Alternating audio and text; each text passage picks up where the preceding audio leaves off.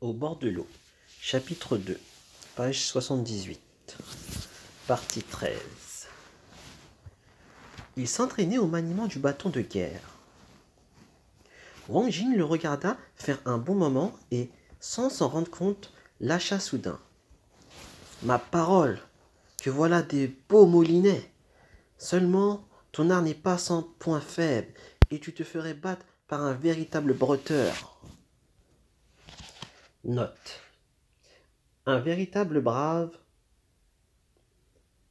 Han ou brave chinois, les Chinois se disent Handing, fils de Han, c'est-à-dire en particulier un de ces aventuriers vagabonds, chevaliers errants, bravis, comme on en verra tant au bord de l'eau, ils sont souvent de fameux bretteurs. Fin de note. Le jeune homme, courroucé par ses propos, lui lança. « Qui donc es-tu pour oser venir à railler ma valeur? J'ai pris des leçons avec 7 ou 8 maîtres fameux, et je ne pense pas être moins bon que toi. Te hasarderais-tu à croiser le bâton avec moi pour voir ?» Il avait à peine fini cette phrase que le maître du manoir arriva en criant. « Pas de grossièreté. Mais cet individu se moque de ma technique au bâton. » « Mon hôte, demanda le vieillard, sauriez-vous par hasard manier vous aussi le bâton et la canne d'armes? Je m'y entends assez, dit Wang Jing. Puis-je prendre la liberté de vous demander qui est ce jeune homme? C'est le fils du vieillard qui vous parle. Puisque c'est le jeune maître du manoir, s'il a envie d'étudier, votre serviteur pourrait le corriger et parfaire son entraînement. Qu'en pensez-vous? Note. Xiao Guanwan. Jeune maître, jeune seigneur. Appellation respectueuse à l'endroit du fils du maître du manoir. Fin de note. Puisque c'est le jeune maître du manoir, s'il a envie d'étudier, votre serviteur pourrait le corriger et parfaire son entraînement. Qu'en pensez-vous? Si cela était possible, ce serait magnifique. Viens, ajouta-t-il à l'adresse du jeune homme, viens te prosterner devant ton maître. Mais comment le jeune homme eût-il pu y consentir? Sa colère se transforma en fureur. Père, n'écoutez pas les balivernes de cet individu. S'il arrive à me battre, alors oui, je le reconnaîtrai comme maître et me prosternerai. Si le jeune maître, dit Wang Jing, accepte un duel à armes courtoises, nous pouvons faire un assaut pour rire. À ces mots, le garçon se mit au milieu de la cour, fit tournoyer son arme dans l'air et entre deux moulinets cria à Wang Jing « Allons, approche! Approche si tu n'es pas un quart !» Wang Jing se bornait à rire sans bouger. « Mais sire, dit le vieillard, puisque vous consentez à enseigner à ce petit entêté, faites donc un peu marcher votre bâton, pourquoi non? C'est que, dit Wang Jing en riant, il serait trop malséant que votre fils prît un mauvais coup. Aucune importance. Quand vous lui casserez bras et jambes, il l'aura mérité, car il l'a cherché. Dans ce cas, dit Wang Jing, avec votre permission. Il alla prendre un râtelier, une canne d'armes, vint se placer dans la cour et se mit en position. Le jeune homme l'observa un instant, leva son arme et fonça sur lui. Wang Jing se baissa et para en rampant. Le garçon revint à la charge en faisant des moulinets. Wang Jing fit volte-face et leva son bâton comme pour frapper de taille. Croyant que le coup allait s'abattre, le jeune homme voulut parer aussitôt. Mais Wang Jing ramena son bras, puis porta une estocade à la poitrine de son adversaire, qui tomba à la renverse d'un côté, tandis qu'un coulier envoyait voler son arme de l'autre. Wang Jing jeta vite son bâton et se hâta d'aller relever le vaincu en disant « Pardon, pardon 1000 fois. » Le jeune homme se remit sur pied, alla chercher près de là un tabouret pour faire asseoir son maître, puis se prosterna. « C'est en vain, dit-il, que j'ai été les lèvres de plusieurs maîtres, car en fait, je suis complètement nul. Maître, je vous en prie, il faut que vous m'instruisiez. » Voilà des jours que ma mère et moi sommes ici à déranger tout le monde, sans savoir comment montrer notre reconnaissance, répondit Wang Jing.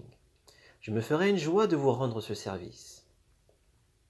Le père du jeune homme fut enchanté.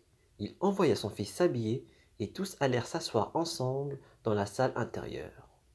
On fit tuer un mouton, préparer des mets, de l'arak et des fruits, et convia la mère de Wang Jing au repas.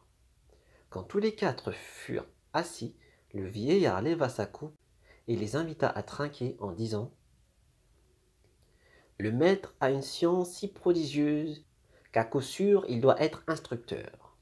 Comme on dit, mon fils a pourtant des yeux, mais ne reconnaît pas le mont Tai. » Note. Yuan Bishun Taishan. Le Taishan, le mont Tai, est la fameuse montagne sacrée de l'Est, dont il a déjà été question. L'expression est synonyme de ne pas voir ou ne pas reconnaître une chose qui crève les yeux, ou un individu de valeur. Fin de note. Le maître a une science si prodigieuse qu'à coup sûr il doit être instructeur. Comme on dit, mon fils a pourtant des yeux, mais ne reconnaît pas le mont Tai. Wang Jing répliqua en riant. On dit aussi, les fourbes ne se grugent pas entre eux. Les gens de qualité se disent la vérité.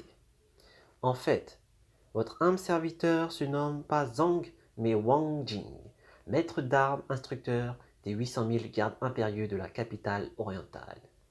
Et il s'exerce au maniement des armes à longueur de journée. Il faut que vous sachiez que certain grand maréchal Gao vient d'entrer en fonction. Lui qui dans le temps s'est fait roser par mon père, se trouve maintenant maréchal du palais. Il me voue une haine inexpiable et a juré de me perdre. Le malheur a voulu que je sois sous ses ordres. Comme il m'est impossible de me tirer de ses griffes, ma mère et moi n'avons plus eu qu'à partir chercher refuge à Yan Hanfu, et je compte proposer mes services à S.E., le grand marescalier Zong l'Ancien. Qui eût dit qu'arrivé ici, je me verrais traité avec tant de générosité par vous, messire, et par votre fils. De surcroît, c'est grâce à vous que ma mère malade a été sauvée. Pendant des jours, nous avons été l'objet de votre sollicitude et avons véritablement abusé de votre bonté. Puisque votre fils est disposé à étudier, je mettrai tout mon cœur à l'enseigner. Seulement, tout ce que votre fils a appris jusqu'à présent, c'est le maniement du bâton fleuri, du bâton de parade. Évidemment, c'est joli à voir, mais ça n'est d'aucune utilité pour le combat. Il va donc falloir tout reprendre depuis le début. Le vieil homme, instruit par ces propos, conclut. Mon fils, tu vois maintenant pourquoi tu t'es fait battre. Viens vite te prosterner devant ton maître. Le jeune homme s'exécuta aussitôt, de bonne grâce. Son père continua. Instructeur, sauf référence, je vous dirai à mon tour ceci. Mes ancêtres ont toujours habité dans cette sous-préfecture de Wanning. En face, il y a le Shan Wanshan, le petit mont fleuri. Ce village s'appelle Shijuankun, le village de la famille Qi. En effet, il y a au total 300 ou 400 foyers dans le village qui portent le patrimoine de Qi.